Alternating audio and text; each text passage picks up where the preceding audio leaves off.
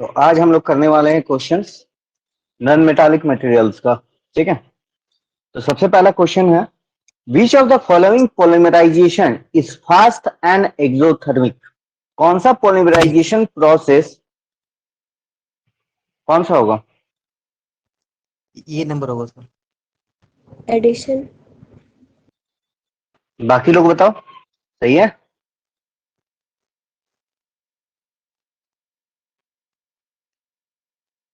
बोलो, कुछ तो बोलो तुम लोग। ऑप्शन। एडिशन होगा। ठीक है, which constituents of plastic hold other constituents? A resin होगा resin, sir. B filler, C option number B. Plasticizers, sir C plasticiser.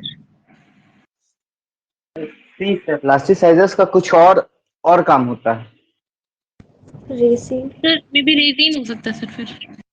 Option ये होगा सर। प्लास्टिसाइज बाइंड करके, रेजिन का दूसरा नाम बाइंडर भी होता है। ठीक है, जो अदर कंपोनेंट्स को बाइंड करके रखता है।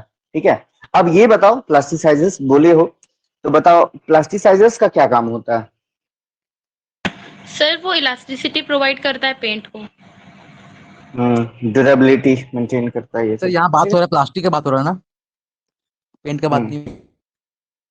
हम्म तो यहाँ पे तुम्हारा ये होल्ड अदर कंस्टिट्यूएंट्स को रेजिन होगा। ठीक है, प्रॉपर्टीज ऑफ प्लास्टिक क्या होगा? Light in weight, low thermal electrical conductivity, corrosion resistance, all of the above. क्या होगा all properties of of the plastic? Above sir. D. All of the above. चलो बढ़िया, सारा प्रॉपर्टीज होता है।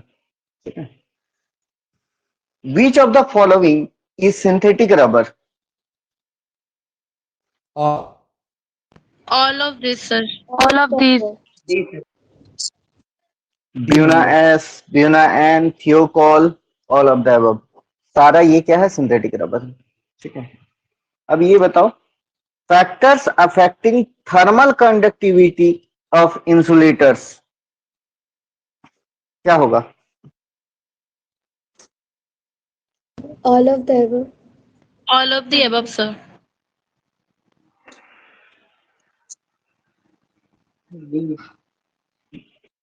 ऑल ऑफ द अबव होगा? Wrong हो इसमें। टेम्परेचर सर क्या है? टेम्परेचर होगा सर। कंडक्शन के बाद क्या है? मॉइस्चर होगा। थर्मल कंडक्टिविटी ऑफ इंसुलेटर में दो चीज रेस्पॉन्सिबल होता है, एक मॉइस्चर और दूसरा पोर्स।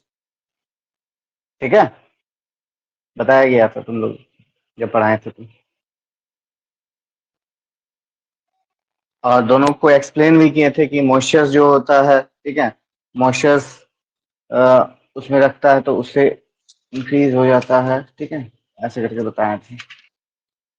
और पोर्स, पोर्स में क्या होता है? पोर्स एज अ, उसको मतलब कि अपना एयर ट्रैप करता है, तो उसको फिर मतलब कि हीट को लूज नहीं होने देता है। ठीक है, हीट को अंदर आने नहीं देता है, तो वैसे वो एक्ट करता है। Characteristics of good thermal insulating materials क्या होना चाहिए? फायर। Fire water proof. क्या? Fire proof. Water proof sir. Water proof sir, sorry.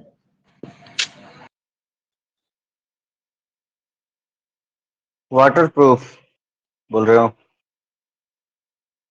बताओ बाकी लोग, दो तीन लोग ही बोल रहे हो, बाकी लोग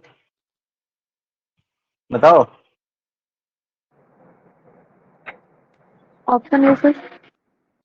सर ए होना चाहिए सर। फायर प्रूफ भी होता है, वाटर प्रूफ भी होता है, थर्मल, लो थर्मल कंडक्टिविटी भी होता है। ठीक है, इसमें होगा all of the above. Sir low thermal होगा तो फिर वो गुड थर्मल इंसुलेटर कैसे होगा?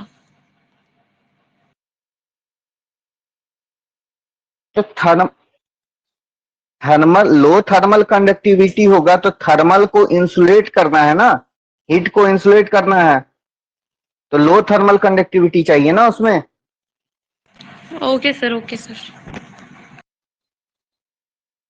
और ये जो तुम्हारा मॉइस्चर वाला था, मॉइस्चर्स में क्या करते हैं ना कि जब थर्मल कंडक्टिविटी अगर मॉइस्चर का कंटेंट्स ज्यादा रहेगा, जो हमारा मतलब कि थर्मल कंडक्टिविटी मटेरियल में क्या होता है, पोर्स होना चाहिए।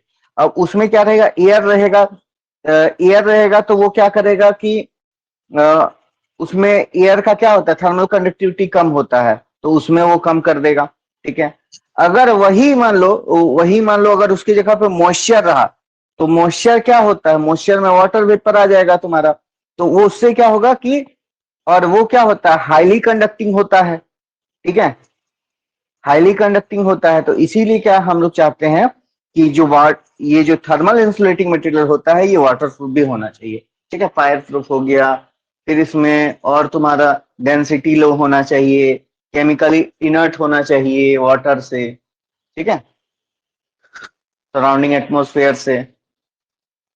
ये बताओ, glass wool is made up of. Option number ये सर, सिलिका। सिलिका। बाकी लोग बताओ क्या होगा।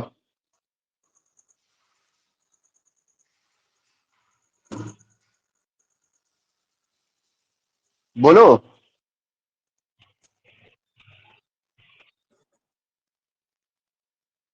ग्लासुल इज मेड अप ऑफ।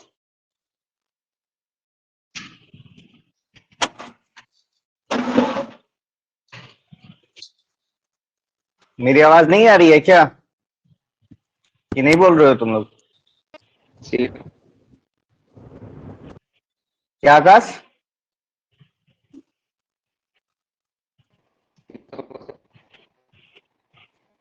आवाज कट रहा है भाई तुम्हारा। बोलो, कोई और बोलो। सिलिका ही होगा सर। हाँ, ये सिलिका हो। सिलिका के अगर कोई और ऑप्शन क्या हो सकता था करेक्ट ऑप्शन के लिए। SiO2। SiO2 तो फॉर्मूला हो गया सिलिका का, कोई और वर्ड। सिलिका क्या है। एल्यूमिना होगा सर। सैंड, सैंड होता है, सैंड। सैंड। ठीक है, आगे बढ़ते हैं। Hello sir, am I audible? हाँ, ऑडियो बोलो बोलो। सर सिलिका बोल रहे थे पर नहीं जा रहा था वॉइस। अच्छा ठीक है, कोई बात नहीं। Thermocol is made up of. Thermocol is made up of क्या ऑप्शन होगा। Number C. Option number C, polystyrene. Polystyrene के अलावा और किससे बनता है थर्माकोल,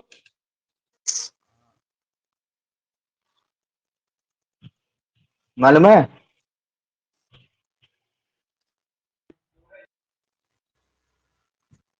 वैसे तो ये पॉलीस्टाइरीन होगा।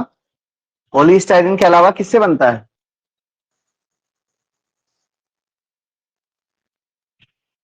पोली यूरेथेन्स। ठीक है, याद रखना, पॉलीस्टाइरीन भी पॉलीयूरेथेन्स, कुछ भी पूछ सकता है। ठीक है, दोनों दे के फिर बोथ कर सकता है, या फिर दोनों में से कोई एक ऑप्शन दे सकता है। ठीक है। Cork is obtain from, question number 10। Cork is obtain from palm B होगा tree, sir. Oak tree, nylon. B number sir. Oak tree. क्या number. Oak B. Tree, B number. Oak tree होगा, चलो ठीक है। Molecular mass of polymer is क्या होता है। Large. बताओ सभी। लार्ज। लार्ज। लार्ज होता है, छोटा से बड़ा होता है। ठीक है, एक छोटा यूनिट से वो रिपीटेड होते होते तो उसका मोलिकुलर मास क्या होता है, इंक्रीज हो जाता है। ठीक है। Example of thermosetting plastic. Bakelite.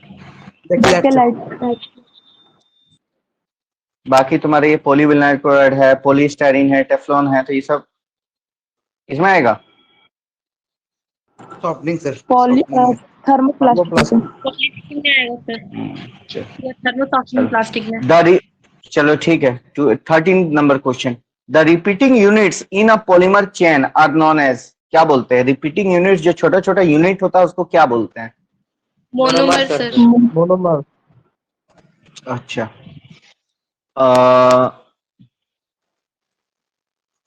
अगर कोई ऐसा पॉलीमर है जो सिंगल टाइप ऑफ मोनोमर से बनता है तो उसको हम क्या बोलते हैं?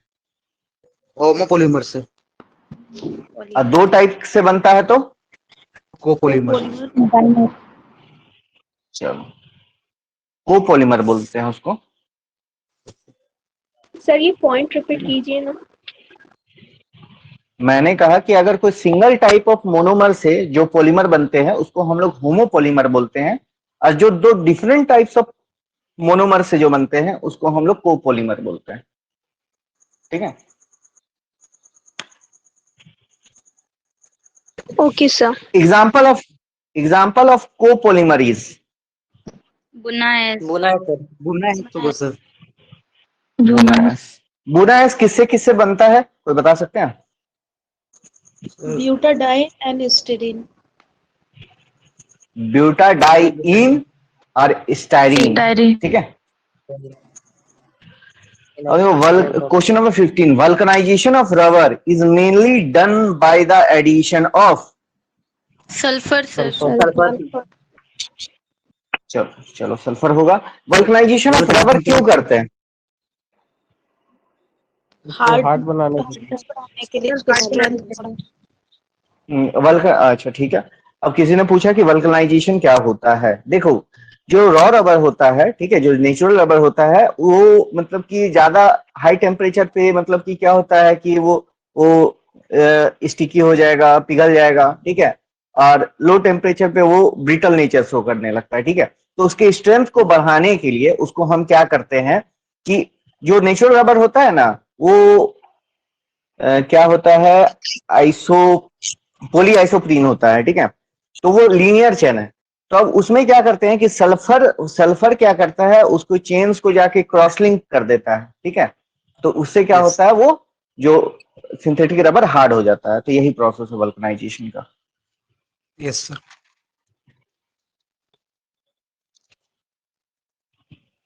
Buena S rubber is made up of? Butadiene and styrene sir. Butadiene and styrene AF। तो इसी तरह देखो, सारे याद रखना। ठीक है। अच्छा, एक और चीज पूछ रहे हैं, मेरा साइड क्वेश्चन है कि पोलीएमाइड का एग्जांपल बताओ। और पोलीएमाइड बोलते किसको है?